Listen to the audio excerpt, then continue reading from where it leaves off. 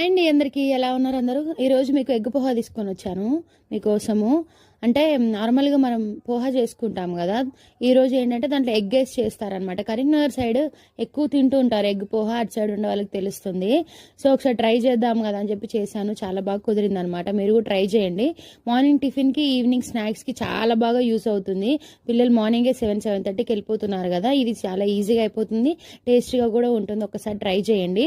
నార్మల్గా ప్యాన్లో ఆయిల్ వేసుకొని, పోపు వేసుకొని, ఆనియన్స్, పచ్చిమిర్చీలు, కొంచెం బగారాకు కూడా వేసుకోండి, స్మెల్ టేస్ట్ బాగుంటుంది. కొంచెం పసుపు వేసుకొని బాగా ఫ్రై అయిన తర్వాత 2 ఎగ్స్ వేసుకోండి. నేను 2 వేసుకున్నాను, మీకు కావాలంటే ఇంకొక 1 కానీ 2 కానీ వేసుకోండి, అటుకుల్ని బట్టి అనమాట.